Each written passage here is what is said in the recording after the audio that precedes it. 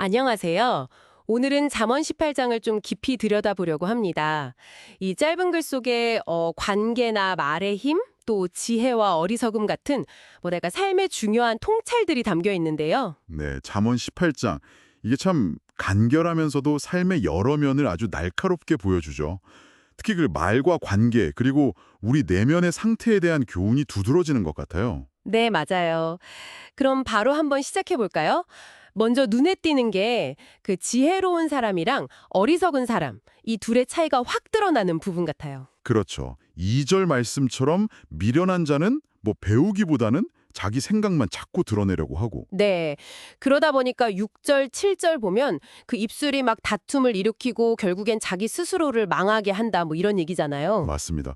반면에 이제 4절에서는 명철한 사람의 말은 깊은 물과 같다고 하잖아요. 아, 그 비유가 참. 의미가 깊죠. 깊은 물이라니. 네. 생명력 있고 뭔가 지혜가 샘솟는 그런 느낌. 특히 그 8절에서 남의 말 하기를 좋아하는 걸 별식이라고 한 거요. 이게 참 재밌어요. 달콤한 간식 같지만 결국엔 상처를 준다, 이런 뜻이겠죠. 네, 그렇죠.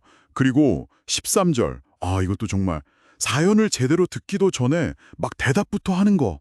어리석고 망신당할 일이라고 딱 꼬집잖아요. 아, 정말 뜨끔한데요, 이거 약간. 경청의 중요성을 다시 생각하게 만들어요. 바로 그겁니다.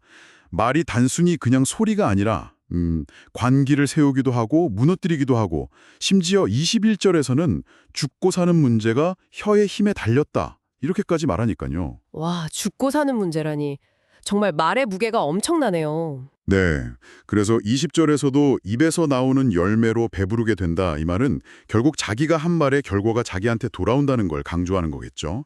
정말 신중하게 말하고 또 잘 들어야 한다는 것. 그렇군요. 오, 또 관계에 대한 이야기도 나오잖아요. 19절 보면 노엽게 한 형제랑 화목하는 게 견고한 성을 빼앗는 것보다 더 어렵다고. 와, 이 비유는 정말. 네. 정말 현실적이죠. 관계가 한번 틀어지면 회복하기가 얼마나 어려운지. 근데 또 바로 뒤에는 22절에서 아내를 얻는 것이 복이다, 이렇게 말하고 24절에서는 친구 관계 얘기도 하고요. 뭐랄까, 친구가 많다고 다 좋은 게 아니라 정말 마음 통하는 친구 하나가 형제보다 낫다. 맞아요. 이게 참 관계의 복잡성을 잘 보여주는 것 같아요. 갈등 해결은 어렵지만 19절, 좋은 관계는 정말 큰 축복이고 22절, 진정한 우정은 소중하다 24절, 이걸 동시에 이야기하니까요. 그러네요. 어려움과 소중함이 같이 있네요. 네. 그래서 한번 생각해 볼 질문 같아요. 당신의 관계 속에서는 어떤 어려움과 가치가 공존하고 있는지.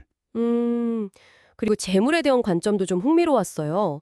11절 보면 부자는 자기 재물을 막 견고한 성처럼 여긴다고 하잖아요. 네, 그렇죠. 그런데 바로 앞에 10절에서는 진짜 견고한 망대는 여호와의 이름이다라고 딱 선언하죠. 이게 아주 극명한 대조예요. 아, 그러네요. 물질적인 부에 기대는 것과 어떤 신뢰를 통한 내적인 안정감, 이 둘 사이의 차이를 보여주는 거군요. 맞습니다. 12절의 교만과 겸손 이야기도 비슷한 맥락이죠. 교만하면 결국 넘어지고 겸손해야 존귀하게 된다. 우리 마음 상태가 결국 현실로 드러난다는 통찰인 거죠. 9절에서 게으름 피우는 거란 패망을 연결시킨 것도 그렇고 16절에 선물이 길을 열어준다는 좀 현실적인 조언? 이런 것도 있고요. 네. 또 23절 보면 가난한 사람이랑 부자가 말하는 방식이 다르다고 묘사하는데 이것도 당시 사회를 좀 엿볼 수 있으면서도 인간 본성에 대해 생각하게 만들죠. 결국 물질이나 지위 너머에 있는 진짜 중요한 가치, 뭐랄까 참된 안식처는 어디에 있는가? 이런 질문을 던지는 것 같아요. 그렇죠. 재물이나 선물이 주는 그런 일시적인 도움과 겸손이나 신뢰에서 오는 어떤 지속적인 안정감 사이에서 당신은 무엇을 더 중요하게 여기고 계신가요? 이런 질문을 던져볼 수 있겠죠. 자, 오늘 이렇게 잠언 18장을 쭉 훑어보면서 말의 무게, 또 관계의 현실과 가치, 그리고 참된 지혜와 안식처가 어디에 있는지 함께 이야기 나눠봤습니다. 듣고 보니 결국 어떻게 살아가야 할 것인가, 이런 근본적인 질문으로 돌아가게 되는 것 같아요. 네, 맞아요. 이제 수천 년 전의 글인데도 오늘 우리 삶에 던지는 메시지가 정말 강력하죠. 특히 저는 그 21절 말씀, 죽고 사는 것이 혀의 힘에 달렸나니 혀를 쓰기 좋아하는 자는 혀의 열매를 먹으리라. 이 구절이 계속 마음에 남더라고요.